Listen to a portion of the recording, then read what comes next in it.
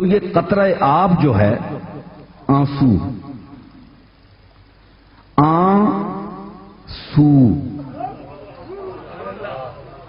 آنسو تو اردو ہے نا، تو یہ اگر اس کو آپ فارسی کا لفظ بنائیں، مرکب کریں، تو یہ دو لفظوں سے مرکب ہے۔ مفتی صاحب آپ غور فرمائیں، دو مفتی بیٹھے ہیں ماشاءاللہ، قرآن و سعدان ہے آج، کہ ایک ہے آنسو جو ٹپکتا ہے، ایک ہے دنیا اور غم دنیا کے لیے ٹپکے، یہ تو آنسو ہے، ایک یہ طرف ہے، اور یہ مرکب ہو اگر فارسی کے لفظ سے اس کو بنائیں تو اس کا معنی یہ بنے گا سو، سو میں نے فارسی میں طرف، سو میں نے طرف، میں نے وہ، اس، سو اس طرف سے آیا ہوا،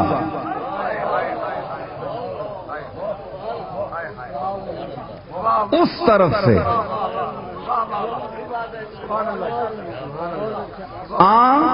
سو اس طرف سے، ایک ہے نا اس طرف سے دنیا، غم روزگار، غم روزگار نہیں، غم یار، غم یار کیا ہے؟ آنسو، اس طرف سے، اس طرف سے آئے ہوئے۔ یہ اللہ کے جو مقبول ہیں، عارفین ہیں، جو عارفین ذات و صفات ہیں، یہ روتے ہیں تو ان کے آنسو نہیں ہوتے بلکہ آنسو ہوتے ہیں، اس طرف سے آئے ہوئے ہوتے ہیں۔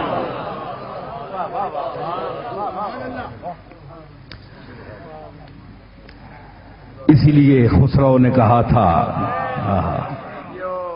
دیکھو نا، لوگ کہتے ہیں جناب یہ صوفیوں کا کلام کیوں پڑھتے ہیں؟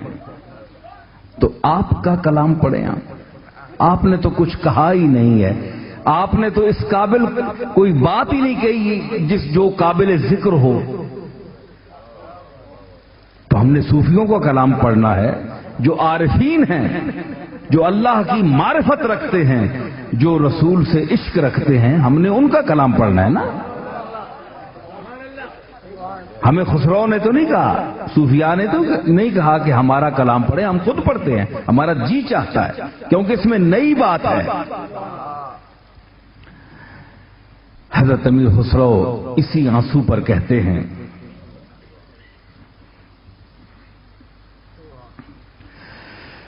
بئی تر دامنی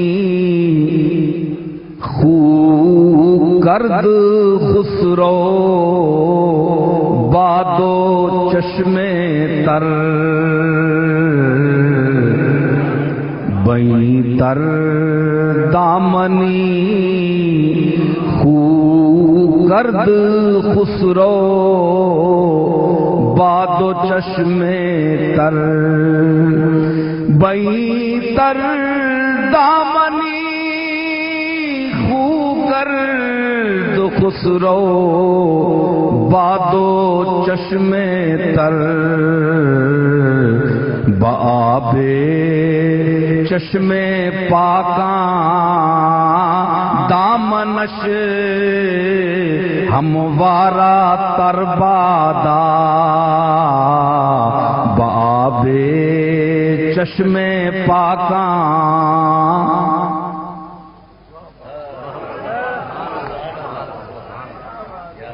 بئی تر دامنی خو کرد خسرو بادو چشمے تر، خسرو یہ رات دن جو روتا ہے، خسرو یہ رات دن جو روتا ہے تو اس کے اندر کچھ نہ کچھ ہوتا ہے۔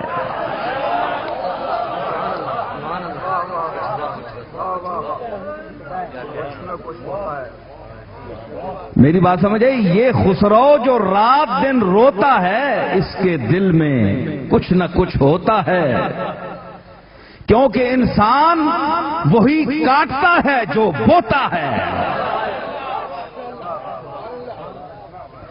جنہوں نے درد بویا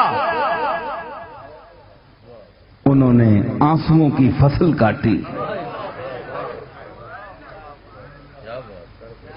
میں نے کیا کہا؟ جنہوں نے درد بویا سرزمین دل میں، ساری عمر درد و غم کی تخم کاری کی،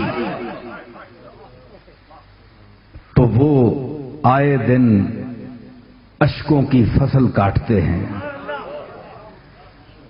اور زمین جو فصل دیتی ہے یہ ایک گندم ہے جو آپ کھاتے ہیں، لیکن یہ گندم جو آپ کھاتے ہیں لیکن اس فصل کے اور کھاتے ہیں۔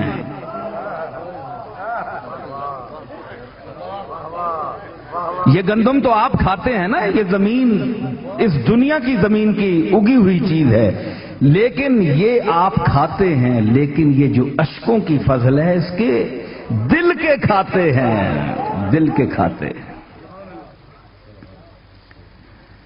سمجھ آئی؟ یہ ہر شخص نہیں رو سکتا، یہ دل میں ایک درد ہوتا ہے جس کی وجہ سے آنسو آتے ہیں۔ اسی لیے قرآن نے فرمایا کہ اگر تم میں عقل ہے تو ہنسو کم اور رو زیادہ۔ تو یہ ایک مقام ہے، اس لیے یہ دل ہے۔ لوگ کہتے ہیں رونا کیسے آتا ہے، لوگ روتے کیوں ہیں؟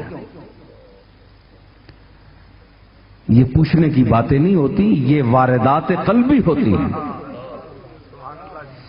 بئی تردامنی خو کرد، یہ تردامنی گناہگاری، تردامنی میں نے گناہگاری، بئی تردامنی خو کرد خسرو باد و چشمے تر۔ اس گناہگاری کے باوجود خسرو نے رونے کی عادت ڈال لی ہے کہ گناہگار بھی ہے اور روتا جا رہا ہے، پتہ ہے اس کو گناہوں کا۔ تو اس میں اب جب یقین ہو کہ میں گناہگار ہوں تو پھر انسان مایوس ہو جاتا ہے کہ میں قابل بخشش نہیں ہوں، میں قابل مغفرت نہیں ہوں، تو اب رونے سے کیا فائدہ ہے؟ لیکن چونکہ مایوسی کفر ہے، اللہ کی رحمت سے مایوسی کفر ہے، یہ کفار کا شیوا ہے، مومنین کا نہیں۔ اس لیے لا تقنطوا من رحمت اللہ، اللہ کی رحمت سے نا امید نہ ہو۔ تو بئی تردامنی، میں رو رہا ہوں اس تردامنی کے باوجود، بئی تردامنی خو کرد خسرو باد و چشمے تر اور بآب چشم پاکاں۔ خسرو کہتے ہیں کہ میں بھی رو رہا ہوں لیکن میرے مالک میرے آنسوؤں میں بھی کچھ نہ کچھ آلائش دنیا اور آلائش اغراض و مقاصد کا امکان ہے۔ میں اپنے آنسوؤں کو پاک نہیں کہہ سکتا، حالانکہ یہ حکمن شرن یہ پانی پاک ہے، لیکن اب میں تجھے ان لوگوں کے، ان پاک آنکھ والوں کی آنسوؤں، پاک آنسوؤں کا واسطہ دے کر کہتا ہوں، بآب چشم پاکاں۔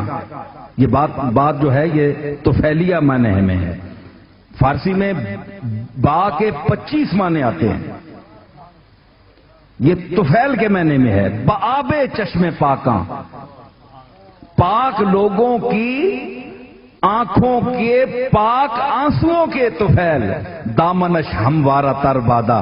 یا اللہ یہ جو میرے دامن میں یہ آنسوؤں کی بہار لگی ہوئی ہے، اس بہار کو ختم نہ کرنا، میں روتا رہوں، اپنے گناہوں پر ندامت کا اظہار کرتا رہوں، کیونکہ تجھے رونا پسند ہے۔ تو رونے کا ایک مقام ہے۔ کچھ لوگ روتے ہیں اس لیے کہ ہم جدا ہو گئے، کچھ لوگ عارفین اور صادقین اس لیے روتے ہیں کہ یا اللہ ہم تیری بارگاہ میں آنسو بہا رہے ہیں، اس کی مغفرت فرما دے۔ اس کے ساتھ کیا گزرے گی؟ فرمایا واتقوا یوما ترجعون فیہ الی اللہ، کہ جس دن اللہ کی طرف تم لوٹ کر آؤ گے، ثم توفی کل نفس ما کسبت، پھر جس نفس نے جو کچھ دنیا میں کیا اس کا بدلہ جزا یا سزا کی صورت میں اسے پورا دے دیا جائے گا۔